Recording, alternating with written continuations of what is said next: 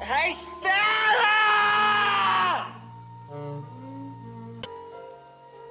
Hey, Stella!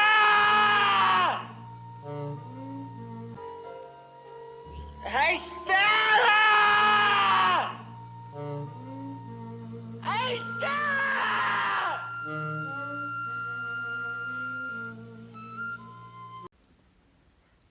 People in the audience weren't ready for Stanley Kowalski. The critics of theater weren't ready for Marlon Brando.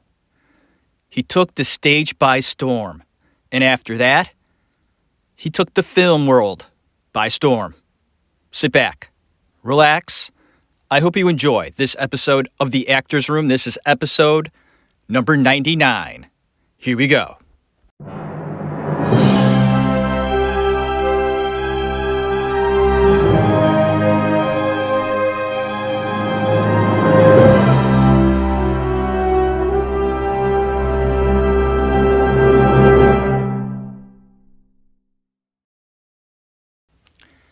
December 3rd, 1947, Broadway, New York City.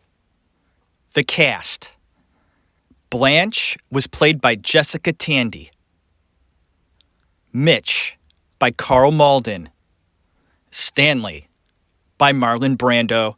And Stella by Kim Hunter. Opening night went fine. Critics liked it. And they even mentioned Marlon Brando gave a fine performance.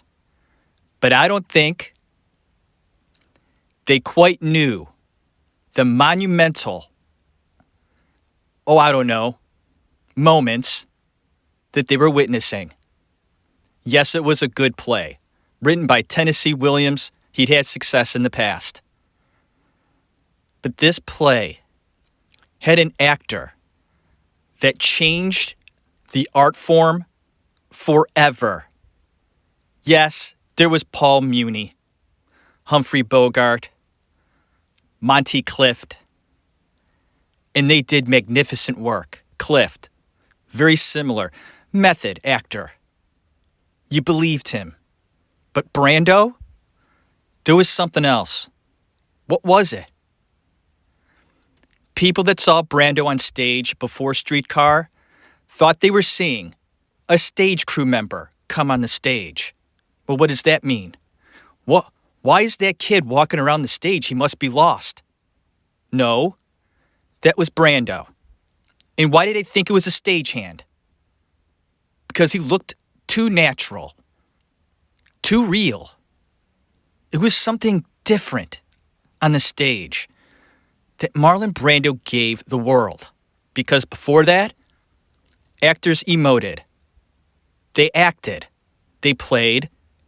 And looked pretty fake for the most part. And I'm not saying all of them did that. But most of them, that was just the style. Brando gave something new. And some, they didn't know what was going on. Stanley Kowalski was a figure in the play that wasn't supposed to be the main character. It was Blanche Dubois. And Jessica Tandy had a firm grip on that character. A marvelous actress. Her husband was Hume Cronin. And they'd known each other for a long time. Did great work in the theater. And she had a firm grasp on Blanche. Blanche is the main character in this production. No doubt about it. She had the most lines. It's centered around her. Stanley was just a supporting role.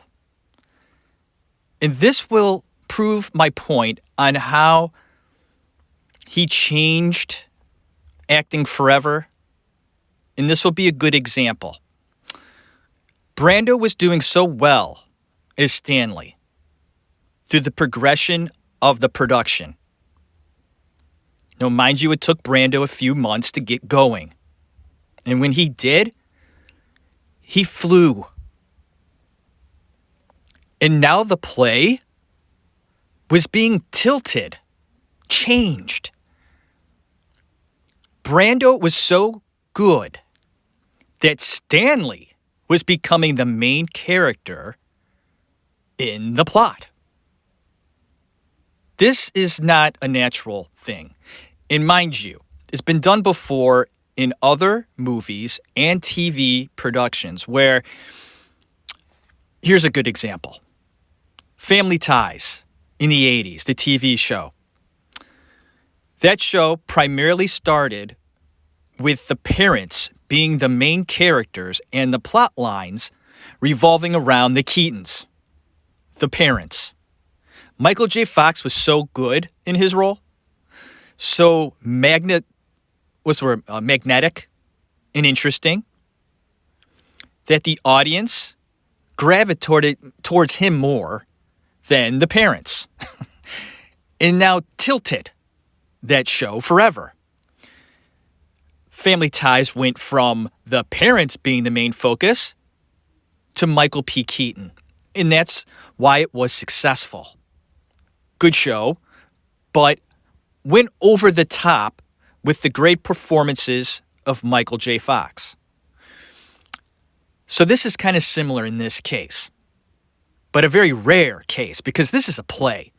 This isn't a show on TV where you can change it week to week.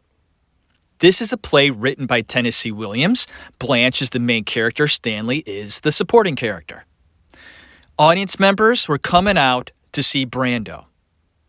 Tandy was good, but Brando was better. So, Streetcar, named Desire, 1947 on Broadway. Brando became the star. Critics didn't see it right away, but the audience members did. And for the next 2 weeks, or 3, we're going to talk about Streetcar, and we're going to talk about Brando. The 100th episode is around the corner. It's here. And we're going to kick it off with Streetcar at 99 and continue on next week with Brando. Streetcar is significant to me in as much as I love The Godfather and On the Waterfront and Julius Caesar, Guys and Dolls, even Superman, for Christ's sake. I think he gave a great performance in Superman. Reflections of a Golden Eye. All magnificent films as far as performance by Brando. Streetcar, oh man, the moments he gives. The moments. How does he do it? How did he do it? Now, there are many actors that followed in his footsteps and are doing great work today. Brando kicked it off. He did. Watch A Streetcar Named Desire. It's a long film. And at times, it drags. A little boring. Some of the scenes with Blanche and Mitch. Sorry, Carl Malden, I love you. I do. But there are some scenes between Mitch and Blanche, you just want to fall asleep a little bit. Mitch is so sweet, a character. And Carl Malden is such a sweet man. It plays so well. But at times, a bit corny. Tennessee wrote it that way. And Carl played it that way. I'm not going to get into the plot too much. But let's put it this way. Blanche is going insane. She's losing her mind. She's been through a lot. And she comes to visit her sister Stella in New Orleans. She had lost the farm, the property. When the parents died, Blanche had to take care of shit. Stella decided to leave and marry Stanley.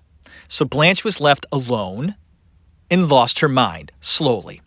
Well, now she's coming back to Stella with mind gone. Blanche had done unethical things back home that come out later in the film. And Stanley is a rough, tough son of a bitch asshole. Brando had a hard time getting into this character. Although Brando himself, and we'll get into Brando personal stuff next week. And the week after that, it'll be a couple weeks. There's so many things I missed out talking about Brando in the very beginning of this podcast, 4 years ago, that we'll get into next week. Some personal things that you're going to be like, okay. Oh, boy. But that was Brando. And you won't be surprised. You may be shocked. Like, holy shit. And then you think, oh, these Hollywood people. Okay, I get it. Anyway. I lost my train of thought. I lost my train of thought because it's starting to rain outside. It rained earlier. It stopped. The sun came out. And I thought, this is a good time to do my podcast. It's not raining anymore. So I hope you don't hear the rain banging off of my house. And it is right now. We needed it. Getting back to Streetcar. Okay. I can only imagine how wonderful it would have been to see this on Broadway. To see Marlon Brando, a young Brando, just nailing every scene. And I know you don't nail every scene. As good as Brando was, he didn't nail every scene. He just, you have good days, you have bad days, you have magnificent days, and you have shitty days. And some of these method actors bring their day to the theater. And I'm sure it just would have been a treat to see an historic production, because that's exactly what Streetcar was. It was historic. It was historic when it came out in 1947 in New York, and it was historic when it reached the screen in 1951. Both of these productions were directed by Elia Kazan. He wanted to do this Tennessee Williams play. He read the script and was fascinated with the prospect of bringing it to the stage. And Kazan had done film and a lot of stage work in the past, was in the group theater, and he started his career as an actor. So he knew how to work with actors as a director.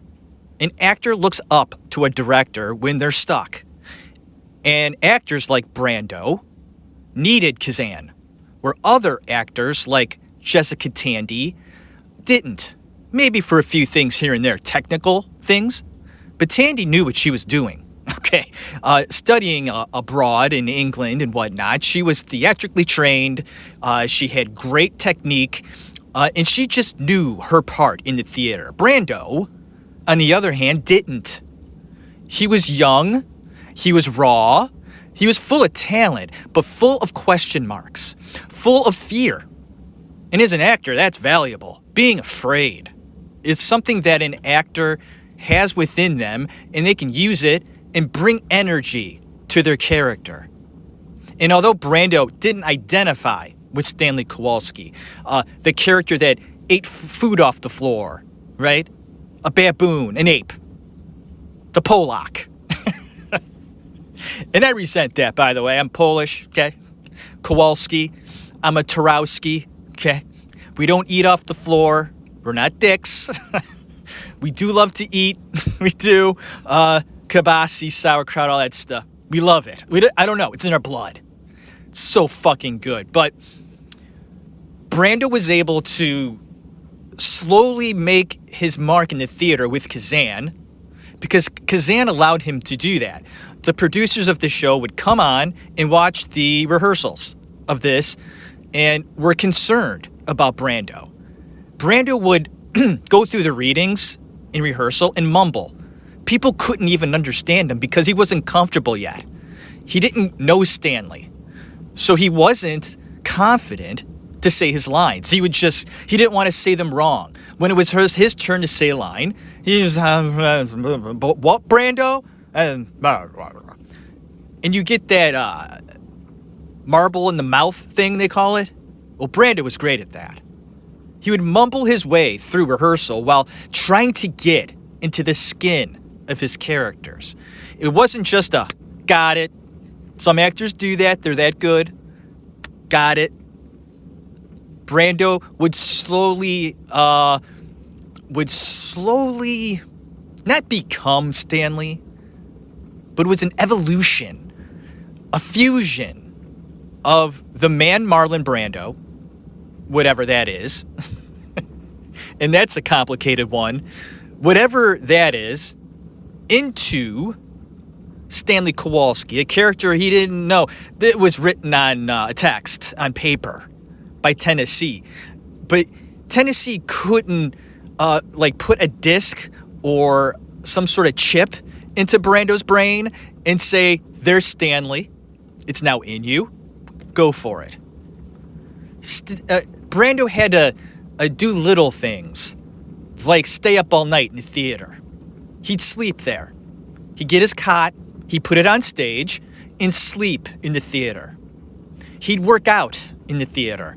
Stanley was a bigger guy, and Brando would work out, get big muscles, play the role, make it look right. He's feeling it out. It took weeks, possibly months, for Brando to finally be comfortable in a way, as comfortable as you can be in a character. And that's what he did. This is important because actors before this, although may have dabbled in that stuff, Brando needed the molding of his teachers, his directors, producers and writers too. They were all sort of his family because his personal life, his family was just a mess. And he took on the family theater life. He acted like a spoiled brat sometimes, but he was always welcomed back because he was a likable guy. Carl Malden has said this. Carl Malden played Mitch in the original Streetcar and worked with Brando before that in Truckline Cafe. He knew Brando, young in his career, and said that Brando was a good kid. He had issues, like most theater people do. But he was enduring. He tried hard. He wanted to do it right. And Carl and Marlon would goof around on set. And Jessica Tandy was called the mother hen of the production, keeping the boys in line. Brando and Malden would screw around and have fun, giggle, throw things, make fun of people. And Jessica Tandy would tell them to be good. And Brando and Malden would walk back to their dressing room. They shared the same dressing room, Malden and Brando, for years. And Brando would walk back with Malden to the dressing room and go, mother hen is at it again, that bitch. Brando and Tandy did not get along on the set, the stage, whatever you want to call it. Tandy was very professional. Brando was on the other end of that. Brando wasn't very professional, folks. He did what he wanted. He did it his way. And there were people he respected, but I don't know. I think Brando liked Malden, though.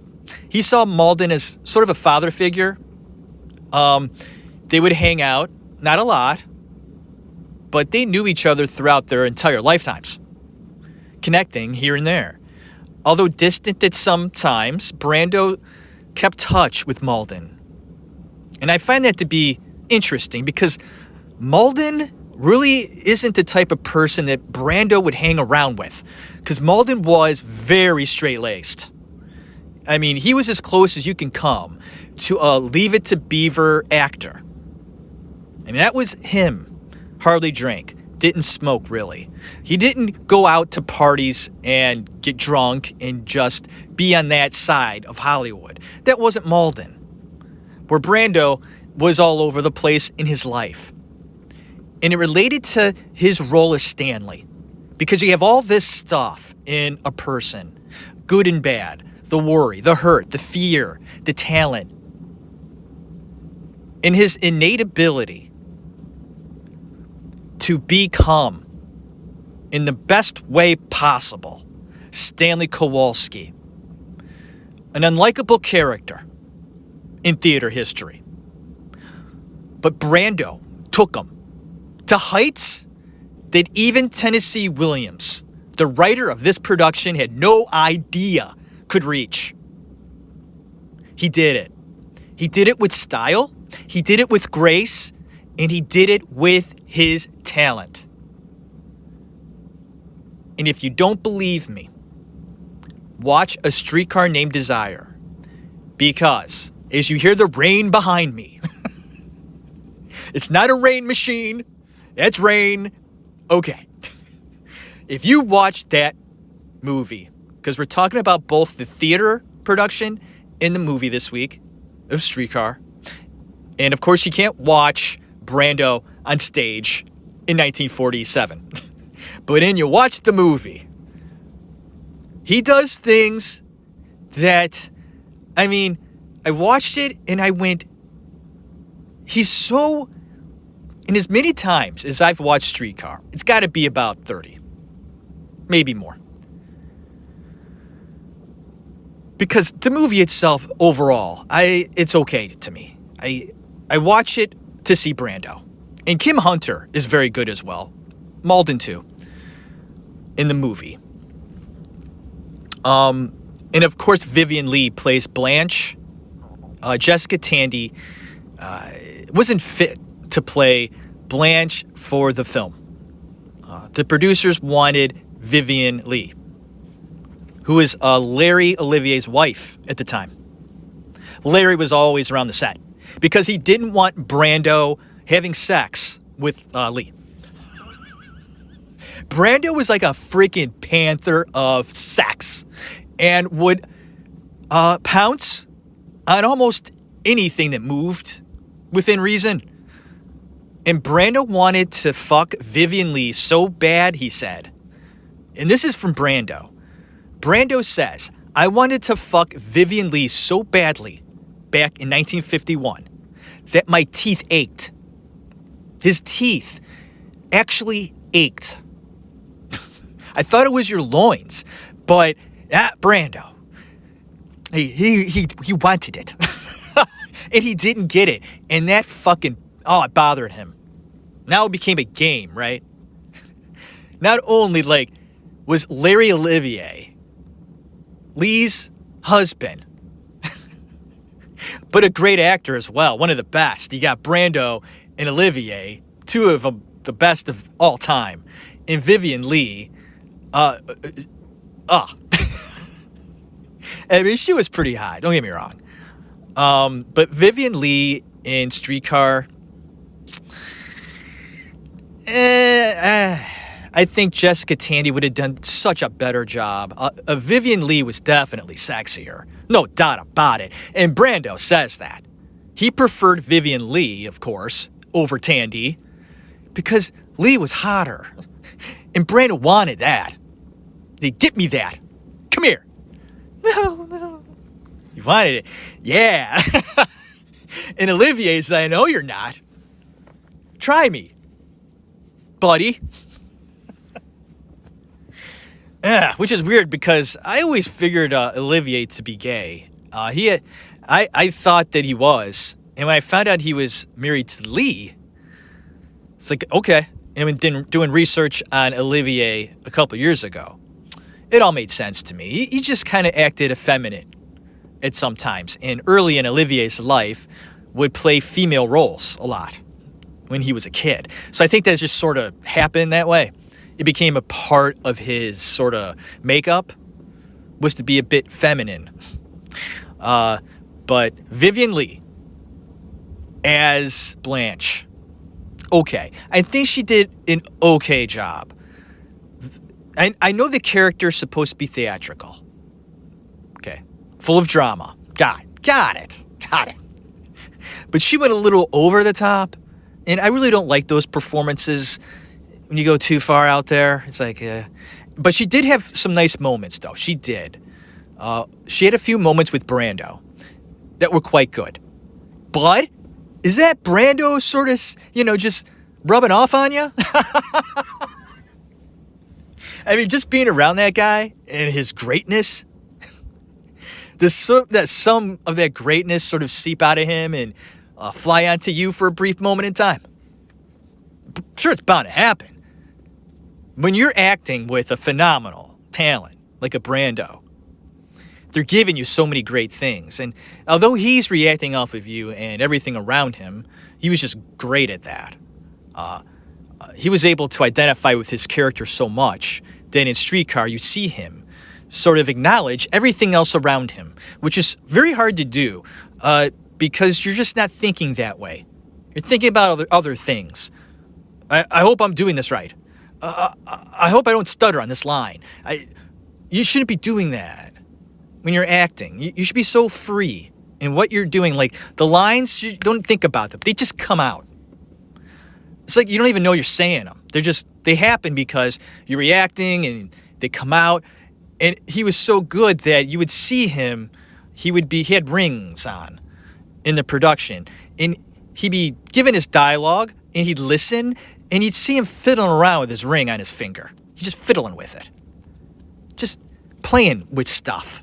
When he eats and acts, it's so real. I know Brad Pitt does that now, and other actors do some weird things. Like an example is just the other day, I was watching Dabney Coleman, and he would always chew gum, like Burt Reynolds did that. Is that a trademark thing? I don't know. But little things like that. Brando was able to separate from his technique that he learned and then make it something else, something new. You can't teach that sort of stuff where you fiddle around with your rings or you look at something else in the room instead of concentrating solely on your scene partner, like you're just looking at them all the time. That's not real life. You're having a conversation. Like, I just had a conversation with my wife downstairs. We were talking about school stuff for our kids. And in our conversation, she's at the table. She's got her computer out. She's working. She took a break. And she's talking to me about Madeline. And I'm listening. And I'm looking off in the other room because Lexi was doing something. So I'm looking this way. She's talking to me. She's looking at her computer, fiddling around with some pens, and not looking at me all the time because that's just life. She's got stuff around her we would call props, like a computer, pens, other things, headphones. And I had been in the kitchen. I just gave the dog a bath, so I have like shampoo and towels and suds in the air. I'm looking at the little bubbles. I'm looking in the other room. Lexi's being loud. That's life. We're not just looking at each other in a scene. Like, Amy, how are you? I heard that Madeline had books that she had to pick up at school today. And then Amy looks at me and says, yes, Jeff, she did. She forgot to pick those up. I'm not happy about that. That's bad acting. And that's how some actors sound when they're doing their scenes because they're awful. They're thinking too much. They're playing too much into a technique. You just got to let it go. Be comfortable with what you're doing and let life happen. Let you be you. That's what Brando did. That's what was so important about Streetcar.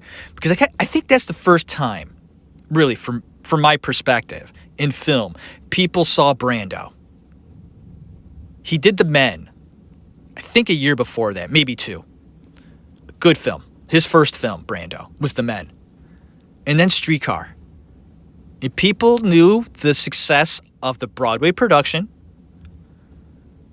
and were interested to see it come into play on film. Just because it did well on Broadway doesn't mean it's going to do well on the screen. But it did. Got a lot of nominations for Oscars. Best Picture, Best Director, Best Actresses, Best Actors. I believe Malden won. And don't quote me on that. I should have looked that up. Bad on me. But a significant film.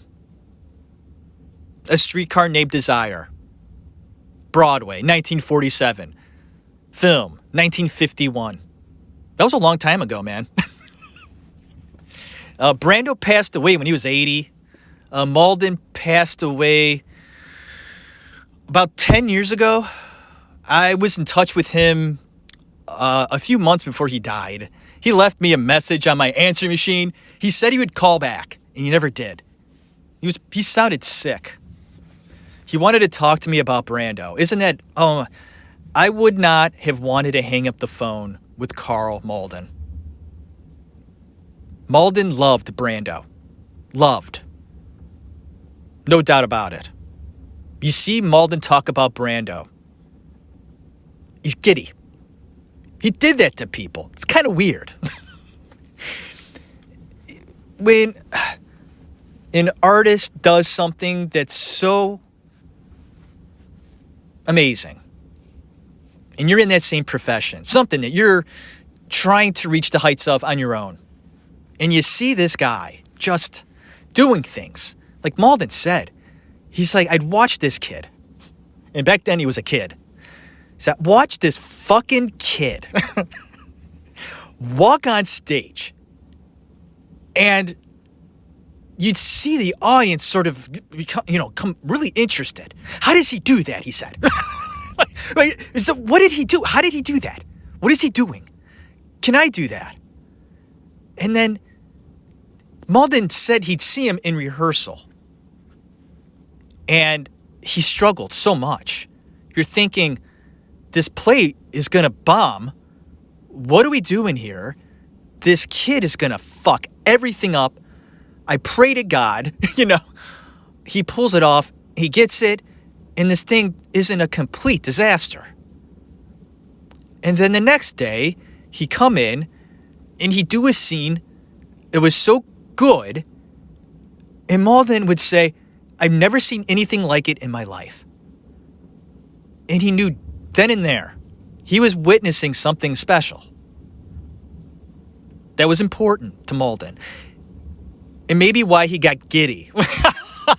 Like a little schoolgirl. His cheeks would get all red and rosy. Little pigtails would spout out of his head. God, it was so funny, too, when I watched this about a week ago. My wife's watching it with me, and she goes, oh, God, we haven't seen this in a while. Nice. And she looks at the screen, and she looks at me, and she goes, I'll tell you something. That Brando guy, he could wear a shirt. He's ripped in that movie. He is. He's got that, he just looked fit. And I was just like, that's so funny. He exuded, I don't want to say a sexuality, but more like a raw, a raw sexuality that even a straight man cannot deny. And many popular straight actors have said the same thing. They watch Brando in a Streetcar Named Desire and are like, that is one sexy son of a bitch. How does he do that? That's just who he is. Some people just have that. Another thing you can't teach. These are genes you get from your parents, okay? And if you're confident enough in you, that makes it even more sexy. Right, ladies?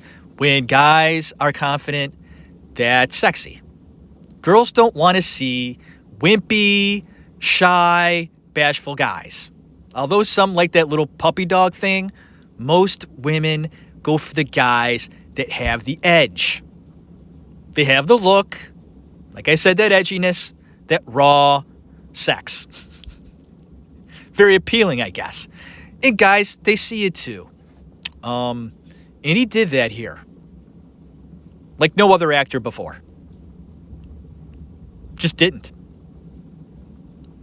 This was vital in the art of acting. Not only did he have talent, not only was he not afraid to go there, not only was he playing off moments so beautifully, he could recognize everything around him.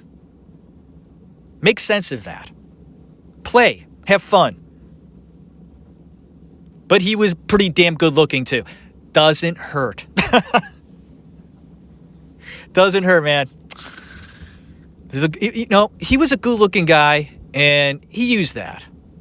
Not only in his roles. Man, that thunder. Woo! Hey, the atmosphere agrees with me. The weather agrees. This is just a stormy subject. It's monumental that the weather gods have to express themselves. And they're doing it outside right now. Brando did it, man.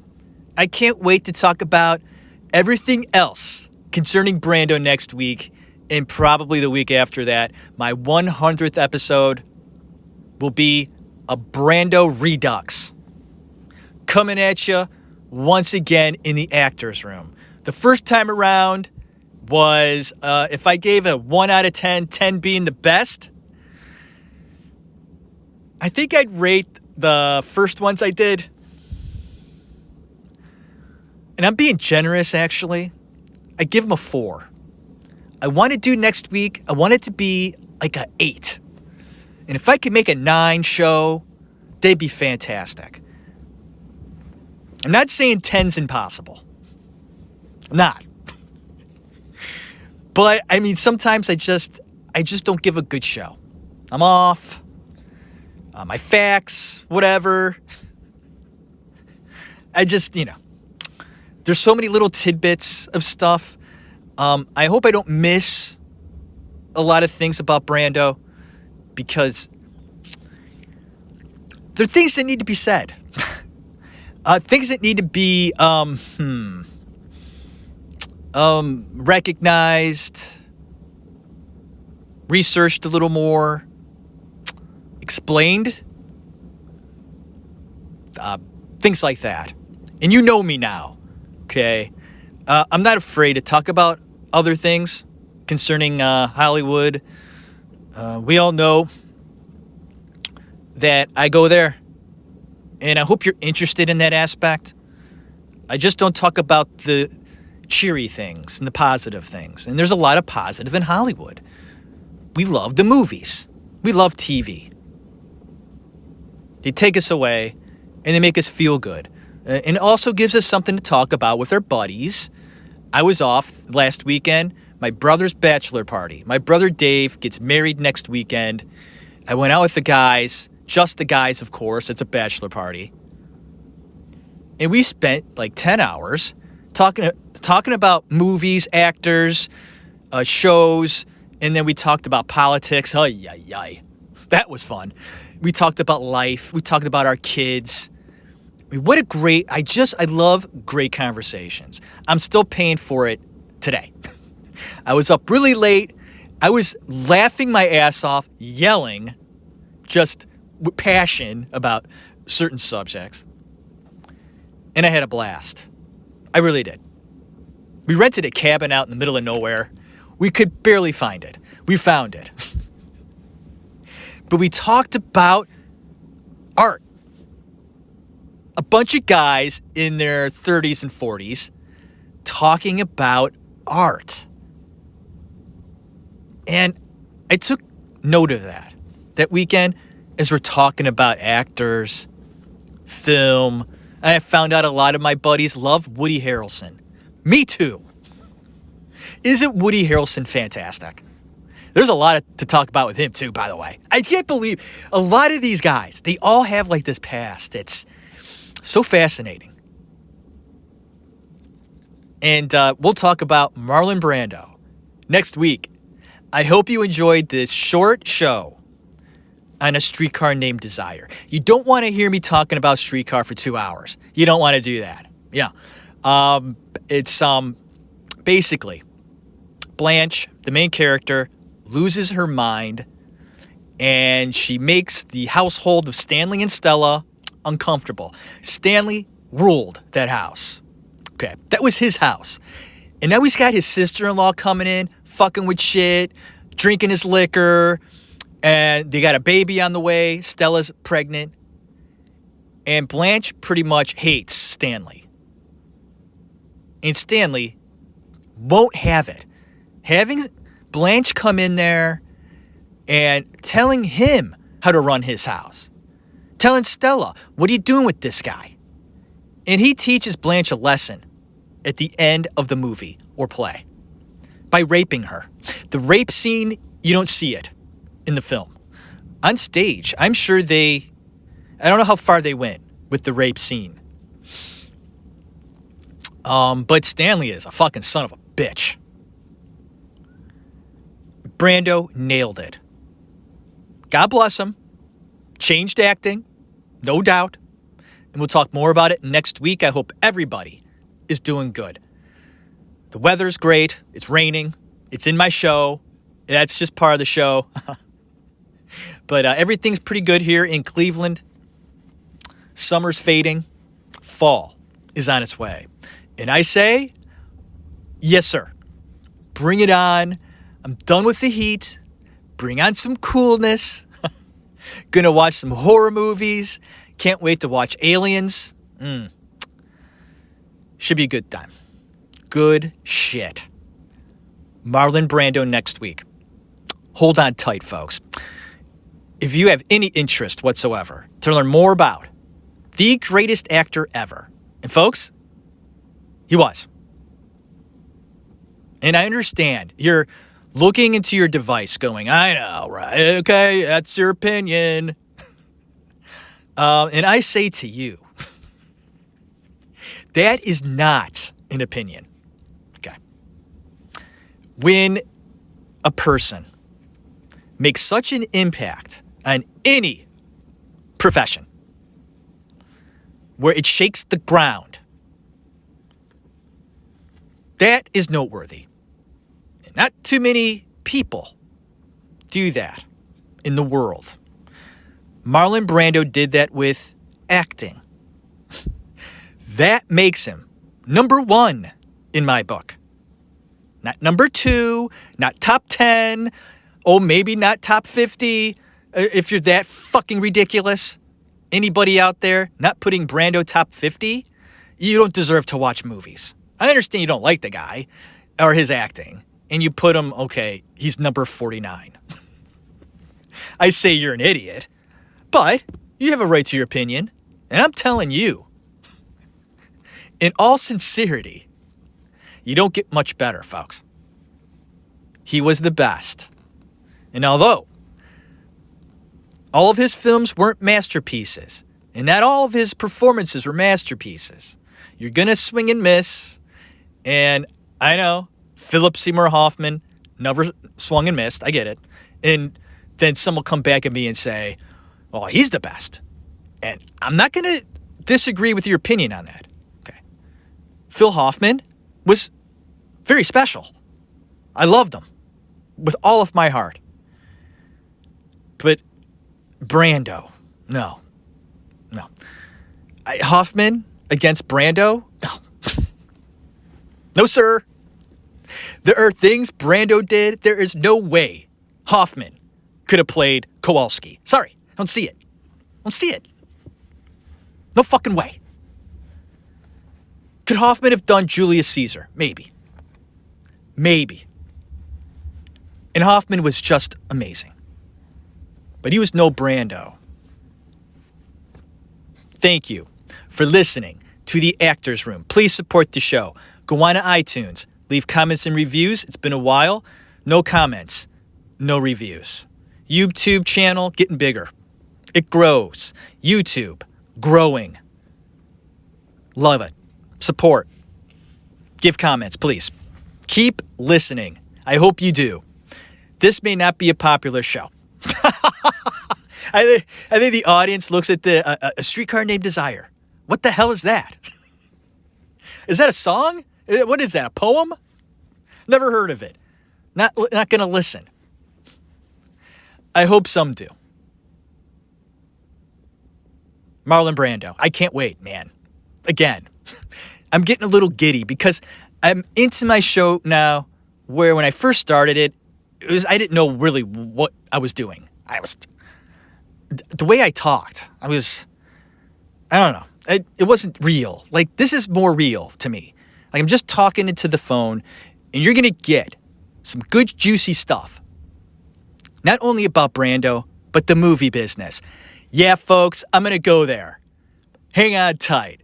God bless you. Have a good one.